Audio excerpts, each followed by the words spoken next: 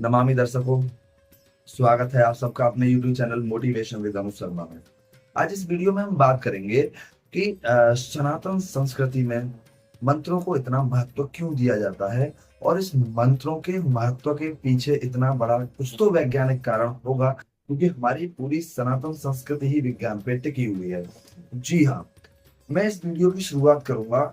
अभी कुछ दिन पहले की बात है कि मैं फेसबुक को स्क्रॉल कर रहा था, तो एक अपने एससी कैटेगरी से बिलोंग करते एक मित्र हैं।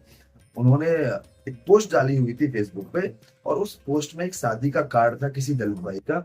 उस पे लिखा हुआ था कि ब्राह्मणों के मंत्रों को छोड़िए और डॉक्टर भीमराव अंबेडकर से रिलेटेड बातों को अपनी शादी में करिए। तो बिल्कुल आप ये कर सकते हैं, आपका अधिकार है। परंतु मैं एक चीज यहाँ पे कहूंगा, आप किसी भी चीज के महत्व को जाने बिना, किसी भी चीज की महत्ता को जाने बिना आप उसके बारे में अनर्गल बातें करते हैं, तो ये सिर्फ और सिर्फ आपकी अज्ञानता को दर्शाता है और ये दिखाता है कि आप कितने बड़े अज्ञान हैं। अब हम यहाँ से शुरू करते हैं, आखिर मंत्र हैं क्या। मंत्रों को समझने के लिए सबसे पहले हमें यूनिवर्स को समझना पड़ेगा। साइंस भी प्रूव कर चुकी है, और जैसा कि हम सब जानते हैं और हमारा सनातन संस्कृति भी यही बोलती है कि पूरा ब्रह्मांड सिर्फ और सिर्फ वाइब्रेशन पे टिका हुआ है, सिर्फ और सिर्फ वाइब्रेशन से बना हुआ है। पूरे ब्रह्मांड में जो भी मटेरियल अवेलेबल है उसकी कुछ न कुछ फ्रीक्वेंसी है। तो यहाँ से ये चीज समझने के बाद अगर हम आगे चलते हैं, तो ध्वनि भी है क्या, ध्वनि के बारे में अगर समझते हैं तो ध्वनि क्या है।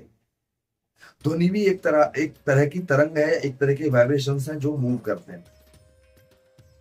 और वैज्ञानिक तौर पे समझें या अपनी संस्कृति या सनातन संस्कृति के तौर पे समझें, तो ब्रह्मांड में किसी भी एनर्जी से आपको कनेक्ट करने के लिए एक वाइब्रेशन चाहिए होता है।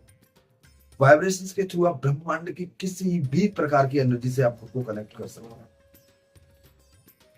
और भारत ही नहीं, ये आज दुनिया के बड़े बड़े वैज्ञानिक जो ईसाई धर्म से बिलोंग करते हैं, वो भी ये चीज मान चुके हैं कि संस्कृत सभी भाषाओं की जननी है। और सनातन संस्कृति में संस्कृत को देववाणी भी बोला गया, देवता इसे बोलते हैं।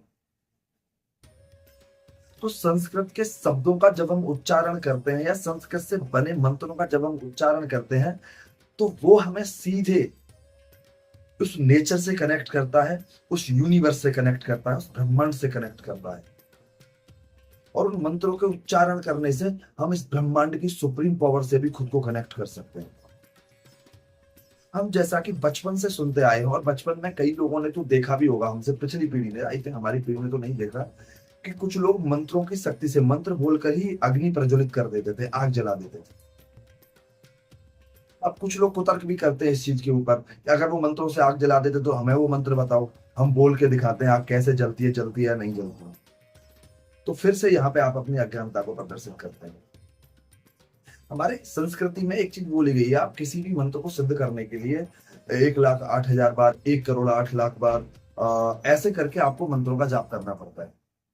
इसके पीछे भी एक बहुत बड़ा कारण छिपा हुआ है, क्योंकि अगर आप कोई मंत्र बोलते हैं, तो आप उस मंत्र के उच्चारण या 1 या 2 या 4 बार करने से आप उस मंत्र की जो मूल फ्रीक्वेंसी या मूल वाइब्रेशंस है उसके साथ इतनी जल्दी आप कनेक्ट नहीं कर पाएंगे। एक मंत्र को जब आप 1,08,000 बार, 1,08,00,000 बार, इतनी बार बार उस मंत्र को दोहराते हैं, तो उसके थ्रू आप उस जो मूल उस मंत्र की जो मूल फ्रीक्वेंसी या मूल वाइब्रेशंस है ना कहीं जाके आप उस मंत्र के मूल वाइब्रेशंस के साथ कनेक्ट करते हैं। और जैसे ही आप उस मंत्र के मूल वाइब्रेशंस, जो उसके नेचुरल वाइब्रेशंस है उसके साथ, नेचुरल फ्रीक्वेंसी है उसके साथ जैसे ही आप कनेक्ट करते हैं, तो आप ब्रह्मांड की उस एनर्जी के साथ कनेक्ट करते हैं जिसके साथ आप कनेक्ट करना चाहते हैं, उस वाइब्रेशन या उस मंत्र के थ्रू।